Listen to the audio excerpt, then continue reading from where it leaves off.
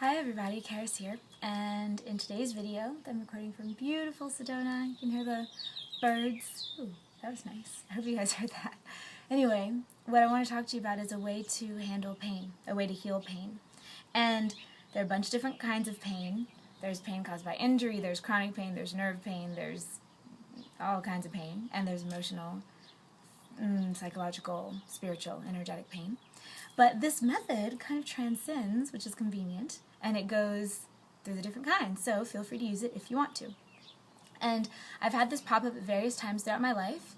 Only recently-ish have I started applying it to the more emotional kinds of pain that might come up, because, we're talking about pain, so some ideologies will tell you there's no such thing as pain.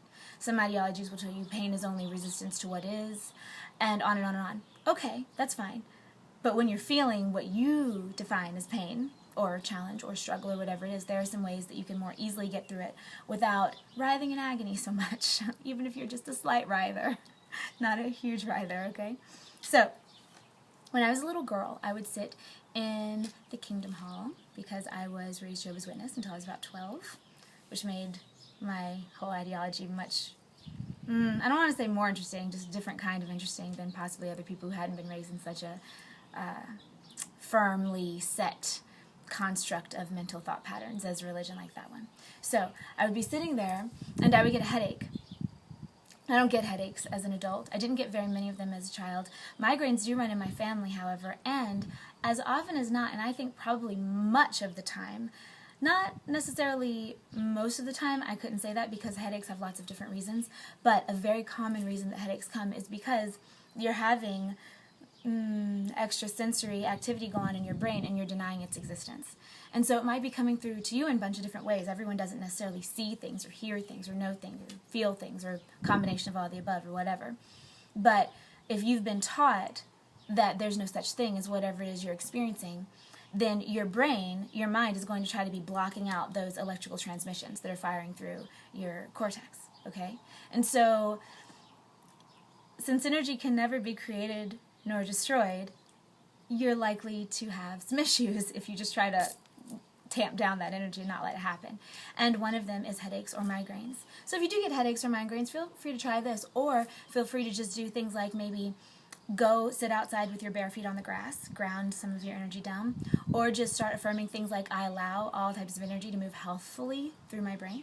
Okay, so anyway, I would sit in the Kingdom Hall. It's not called church in that religion, it's called the Kingdom Hall. And I would have these headaches, and as a child, since I'm a little kid and they're preaching stuff that I understood some of it, but not necessarily all of it, so my mind would wander a lot.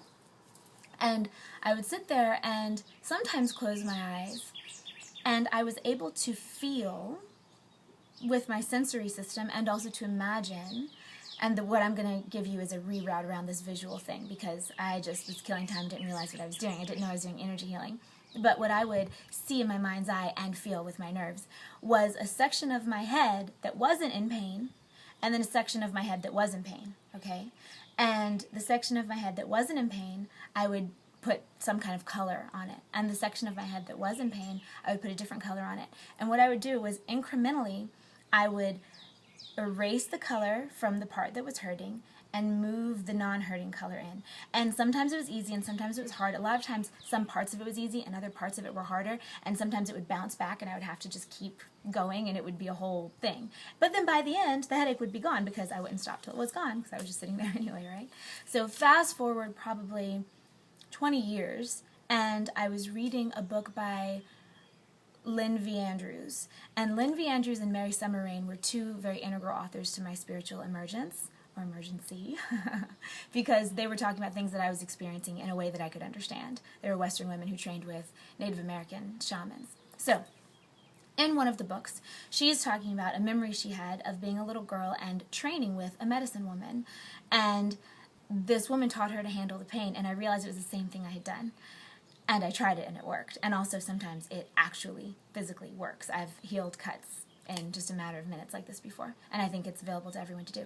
So she pricked the little girl's finger in this book, and then what she had her do was close her eyes and feel where the pain was, and it was that throb, you know, because a lot of times, especially if it's something like a pricked finger or a paper cut or a stub toe, it's almost like the pain is around the actual digit. It's not even confined to the one area physically. And she had her find the edges of the pain. Now, I don't remember how much of this happened in the books. This was a few years ago that I read it, and how much of it I've added, but I do know that that's where I got it. So she had her feel the edges of the pain, and then rather than drawing back from the edges of the pain, which is what you would naturally do because your nervous system does not want to feel pain, she had her go in. And this is where I'm not sure what I've made up and what was originally in the book, because what I experience is when I go toward the pain and don't resist it, the fear is that the pain is going to get worse, but that's not what actually happens at all. It doesn't get worse. It actually gets more manageable.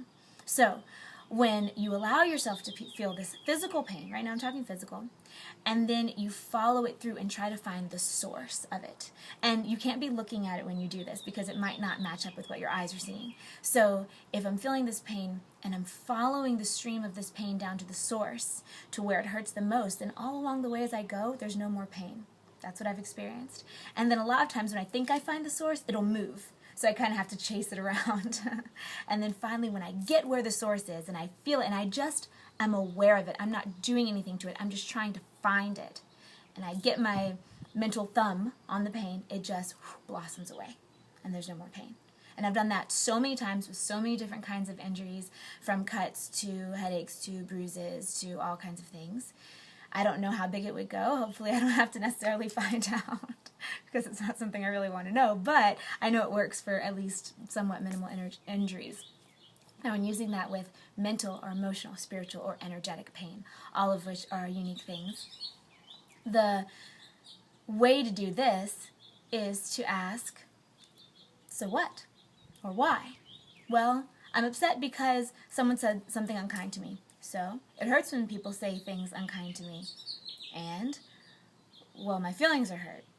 And, well, eventually you can keep going.